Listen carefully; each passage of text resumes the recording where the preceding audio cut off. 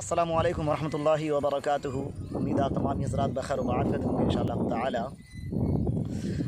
गुज़िश्ता 2 दिनों से एक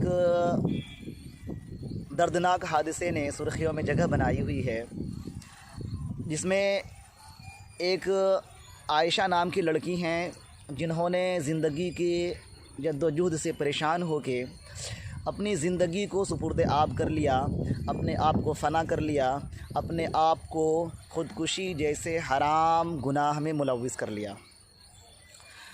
उनसे उनके वालिदैन की आखिरी बात हुई। उनके वालिदैन ने अल्लाह का हवाला दिया, अल्लाह के रसूल का हवाला दिया, अम्मा आयशा का भी हवाला दिया, लेकिन ऐसी कौन सी वजह रही या ऐसी कौन सी कोताही रही जिन्होंने उस बंदी के ऊपर थोड़ा भी असर नहीं किया कि उनके वालिदैन या उनसे बात करने वाले हज़रात उनको अल्लाह का हवाला दे रहे, अल्लाह की किताब का हवाला दे रहे, या अल्लाह के रसूल का हवाला दे रहे, या सहाबा रज़ी अल्लाह ताला का हवाला दे रहे, या सहाबी रज़ी अल्लाह ताला अन्हुमा का हवाला दे रहे। ऐसी क्या वजह रही कि उन्होंने शरीयत को ताक पर रख दिया, उन्होंने कुरान को ताक पर रख दिया, उन्होंने अल्लाह और अल्लाह के रसूल को भी समझने में जल्दबाज़ी कर ली। अव्वलन मैं आप तमामी हज़रात के सामने उनकी और उनके वालिदैन की आखिरी गुफ्तगू पेश करता हूँ। आप उन गुफ्तगू को समाअत फरमाएँ और उसके बाद मैं आगे की बात करता हूँ।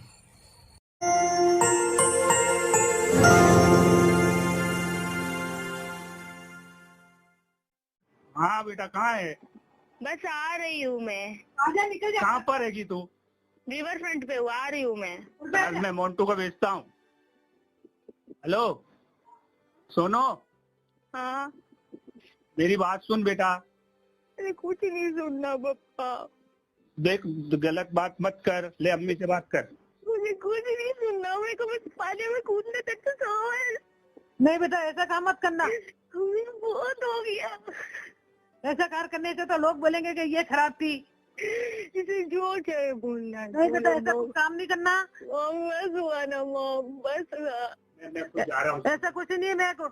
मॉम बस हुआ मॉम। हाँ तो ऐसा काम अपना करना ही नहीं ना, कुछ भी नहीं। नहीं मॉम, तेरे ने मुझ पानी में कूदना है। मैंने नहीं बेटा, नहीं जीना मॉम। बोस पाक बाबा की कसम से कोई ऐसा काम मत करना, कुछ भी। मेरे नहीं जीना मॉम, मैं बहुत थक गई हूँ। हाँ तो कुछ भी नहीं, अल्लाह मालिक है, माफ करेगा। जाता हूँ, जालोर बोलना। चल मेरी बात सुनो, किसी से बात नहीं करनी, उसको नहीं लाना मेरी जिंदगी में। आजादी चाहिए तो आजादी चाहिए ना, आजादी चाहिए ना। बोलता तुम मरने जा रही, वीडियो बना के भेज देना ताकि मेरे को पुलिस न ले। मैंने ठीक है, मैंने वीडियो दे दी उसको। हाँ ठीक है, मैं मरने जा रही, तुम्हारे में कोई नहीं आएगा। ऐसा करना ही मत कुछ भी। वीडियो भेज दी। अब मैं बनना चाहती हूँ। अभी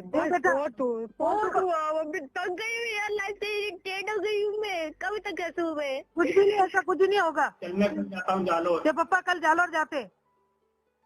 अब नहीं पापा, अब लेट हो गया पापा, लेट हो गया। लेट हो गया, पापा कल जा रहे हैं तो कल लेट हो गया। उसको सब बहुत समस्या कर देंगे बेटा, तू शांति रख।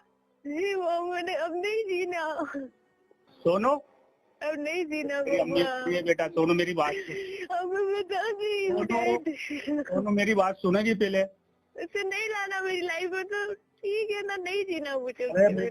मैं जा रहा हूँ कल जालोर। मेरे को खाली मेरी मैया को जिसे बुलाना है बुलाओ। की ले, मेरी बात सुन ले बेटा। इतना तूने सुना ना मेरा? नहीं यार, मैं मेरा सुना तुमको ना तकलीफ दूं? कब तक तकलीफ दूं एक सबको? अम्मा आयशा रज़ियल्लाहु का मुबारक नाम है तेरा बेटा।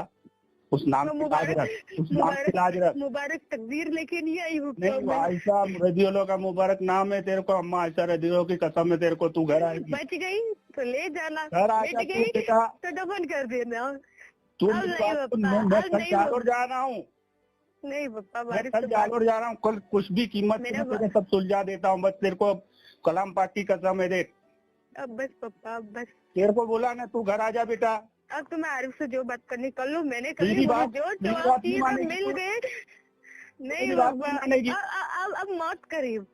अब नहीं जीना बाबा, बहुत हुआ ना यार, कब तक परेशान होंगी मैं खुद के लिए, सबको परेशान करती रहूंगी। मेरी बात सुन, तो उससे क्या हल होगा बेटा? वो लोग मिल जाएंगे। कोई झेल नहीं जाएगा बेटे, वीडियो बना के दे दी, कोई किसी की अरे जिम्मेदारी तो नहीं मेरी है। बात सुन बेटा, देखो तेरी अम्मी रो रही है, घर आ जा बेटा। अभी मैं थक गई हूँ, मैं मैं मोन्टू थक को गई हूँ। भेजता हूँ, मेरी बात सुन, मैं मोन्टू को भेज रहा हूँ। कहाँ पर है तू? कौन सी जगह पर है? बता नहीं, हैं? रेंट पे हूँ। तू मेरी बात नहीं सुनेगी बेटा। पापा मैं थक गई हूँ, कोई सोल्यूशन नहीं है मेरी अरे जिंदगी सोल्यूशन का। है बेटा, सब सोल्यूशन है, सब सोल्यूशन है बेटा। मेरी बात सुन तू। वो बोलते केस नहीं किया था तो मैं भी सोचता। आज तो मैं जा रहा हूँ, मैं कल जाके उनसे बात कर लेता हूँ, केस वेस सब वापस ले लेंगे, सब सुलझ जाएगा। वो नहीं आएगा, फिर भी मेरी अरे उसका जिंदगी में बाप भी नहीं आएगा, नहीं आएगा। उसका बाप भी आएगा। एक बार मेरे पे भरोसा कर तू, मेरी बात सुन। मैंने बहुत भरोसा कर लिया। अब तू घर आ जा, बस एक बार घर आ जा तो तू मेरी बात सुन ले। तो कुरान शरीफ की कसम है, तू घर आ जा बेटा, अरे अब नहीं आना, अब मैं घर थक आ गई। जा बेटा। समझती क्यों नहीं है? नहीं तो मैं खुद आत्महत्या कर लूंगा, फिर सबको मार दूंगा मैं, किसी को घर में जिंदा नहीं रखूंगा फिर। हाँ मैं आ रही हूँ, फिर आ रही हूँ। समझती नहीं कोई बात को, तेरे को कह रहा हूँ तो समझती नहीं है। चल घर आ जा, चल। निकल कहाँ, कौन सी जगह? मैं मोन्टू को भेजता हूँ, गाड़ी लेके लेने आता है तेरे को। बोल कौन सी जगह खड़ी है तू? मैं रिवर फ्रंट पे बैठी हूँ। कौन सी जगह? अपन एलिस ब्रिज के पास हाँ है। हेलो, हाँ पप्पा। हाँ तो तू वहां से बाहर निकल के प्राइवेट रिक्शा करके हमें भाड़ा देता हूँ। मैं आ रही हूँ, हाँ आ जा, बाहर निकल, कलाम पाक की कसम है तेरे को।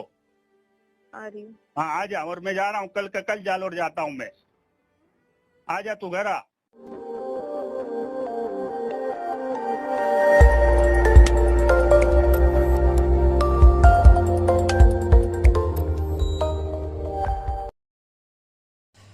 अभी आपने एक बच्ची की उनके वालिदैन से हुई बात को समाअत फरमाया, जो कि उनकी आखिरी गुफ्तगू थी। एक बच्ची की अपने वालिदैन से और एक वालिदैन की अपनी बच्ची से ये आखिरी गुफ्तगू थी। अब आप गुमान करें कि उस वालिदैन पर क्या गुज़र रहा होगा कि जब उन्होंने अपनी बच्ची की आखिरी आवाज़ इस मौके से सुनी जब वो मौत के आगोश में समाने जा रही थी। ऐसी कौन सी वजह रही कि एक बच्ची अपने वालिदैन की बात को ठुकरा गई, अल्लाह और रसूल की बात को ठुकरा गई, कुरान के हवाले को ठुकरा गई। गोया कि ऐसी कौन सी वजह रही या ऐसी कौन सी कमी कोताही रही कि उन्होंने मौत को गले लगाना बेहतर समझा, बजाय कि उस मसले का हल तलाशा जाए।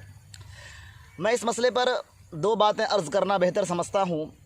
अव्वलन, एक मोमिन होने के नाते, एक मोमिना होने के नाते हमारी ये ज़िम्मेदारी है कि हम अपने बच्चों को कुरान की तालीम से रोशनास कराएं और कुरान के अदब से और कुरान की जो तालीम है, जो कुरान कहना चाहता है, जो शरीयत कहना चाहती है, जो अल्लाह के अहकामात हैं, जो नबी करीम सल्लल्लाहु अलैहि वसल्लम की सुन्नतें हैं, उस पर अमल करने के लिए हम अपने बच्चों को मजबूर करें, उनको मनाएं कि आपकी ज़िंदगी अगर अल्लाह के बताए हुए रास्तों पर चलेगी, अल्लाह के रसूल के बताए हुए रास्तों पर चलेगी, तो आप कामयाब हैं। इस मसले के नुक्ते नज़र में मैं दो बातें अर्ज़ इसलिए करना चाहता हूँ कि अगरचे इस मौके से कोई अल्लाह पर यकीन करने वाला बंदा होता या फिर अल्लाह पर यकीन करने वाली बंदी होती, तो यकीनन वो ऐसे वालहाना हादसे के शिकार नहीं होते। इस चीज़ की मैं गारंटी दे सकता हूँ। उस बच्ची के इतने ख़तरनाक फ़ैसले लेने के पीछे मैं इस बात की कमी महसूस कर रहा हूँ, चाहे वो उनके वालिदैन के ज़रिया हो, चाहे उनके मुअल्लिमीन के ज़रिया हो, चाहे कोई भी हो, कि उस बच्ची को उनके वालिदैन ने उस इल्म से रोशनास नहीं कराया जो एक मोमिन के दिल में ज़रूरी है। दूसरी तरफ हम गामज़न होते हैं कि आज हमारे मुआशरे में जहेज़ वग़ैरह का जो रिवाज चला है, उसको हम पैरवी करने में बिल्कुल भी पीछे नहीं हट रहे हैं, उसको हम फ़रोग़ दे रहे हैं। अल्लाह के नबी फरमाते हैं शादी को सहल बनाओ, शादी को आसान बनाओ और हमने शादी को मुश्किल बना दिया।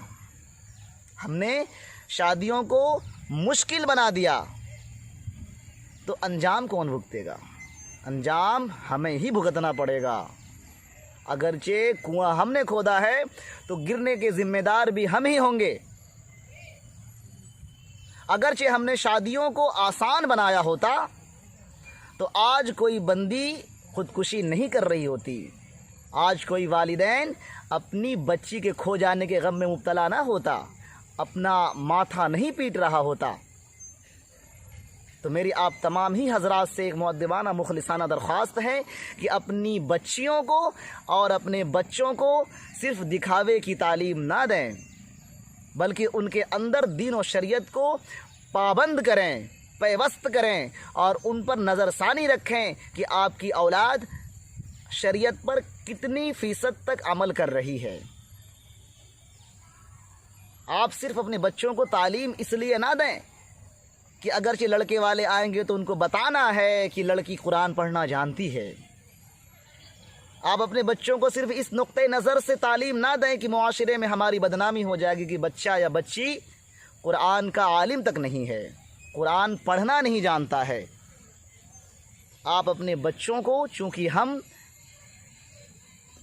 इस्लाम के फ़र्जिंद हैं, हम अल्लाह के नबी के मानने वाले हैं, हम नबी करीम सल्लल्लाहु अलैहि वसल्लम की उम्मती हैं, हमारे अखलाक कैसे होने चाहिए, हमारे मुआमलात कैसे होने चाहिए, हमारी शादियां कैसी होनी चाहिए, ये सारी चीज़ें हमारे नबी पाक सल्लल्लाहु अलैहि वसल्लम ने हमें बताए हैं। ये सारी चीज़ें कुरान में दर्ज झेल हैं। और अगरचे हम इन तमाम ही चीज़ों की खिलाफ वर्जी करते हुए अपनी ज़िंदगी को गुजारने की कोशिश करेंगे तो फिर अंजाम के लिए भी हमें तैयार रहना पड़ेगा। हम किसी दूसरे को दोष नहीं दे सकते। तो ये सारी चीज़ें हैं और आज से ये हमारी अल्लाह से दुआ है, हमेशा से रही है। और आप तमाम ही हजरात से मेरी मुअद्दिबाना मुखलिसाना दरख्वास्त है कि आप अपने बच्चों को जांचें, परखें, उनका मवाजना करें कि आपकी औलाद शरीयत पर कितनी काबिज़ हैं, कितने % तक आपकी औलाद शरीयत को फॉलो कर रही है। और अगरचे याद रखें मेरे दोस्तों, मेरे बुज़ुर्गों, अगरचे कोई बंदा कुरान करीम को पशे पुष्ट डालकर अल्लाह के नबी पाक सल्लल्लाहु अलैहि वसल्लम की तालीम को, उनके अहादीस को पसे पुष्ट डालकर अपनी ज़िंदगी में खुशियाँ तलाश करना चाहेगा तो ये क़तअन मुमकिन नहीं है। ये मैं नहीं कह रहा, ये ज़माना कहता है, ये कुरान कहता है, ये हमारे और आपके मुआमलात कहते हैं, हादसात बयान करते हैं। इसलिए अपने आप को मजबूत करें और इन तमाम ही खुराफात से ख़ुद को बाहर निकालें और अपनी ज़िंदगी को शरीयत पर चलाने के आदी बनाएं। अल्लाह की ज़ात ने पैदा किया है, अल्लाह जोड़ी बनाने वाला है, हर फ़ैसले का मालिक अल्लाह है, तो हम उसमें नुक्ताचीनी करने वाली कौन सी ज़ात होते हैं? हम किस नुक्ते नज़र से इस बात पर हम अपनी ज़्यादती पेश करते हैं कि नहीं, जहेज़ के बगैर शादी नहीं हो सकती, या फिर हमारी ज़िंदगी कुरान और हदीस से दूर रह करके भी खुश फहमी में गुज़र सकती है? क़तअन नहीं गुज़र सकती। इस बात को गिरहबान में बांध लें और इसको मजबूती के साथ दिल के किसी कोने में और जहन के किसी कोने में बिठा लें। अल्लाह ताला कहने सुनने से ज़्यादा अमल की तौफ़ीक़ अता फ़रमाए। व आखिरु दावाना अनिल हम्दुलिल्लाहि रब्बिल आलमीन। अस्सलामु अलैकुम व रहमतुल्लाह। अल्लाह ताला कहने सुनने से ज़्यादा अमल की तौफ़ीक़ अता फ़रमाए। अस्सलामु अलैकुम व रहमतुल्लाहि व बरकातुहू।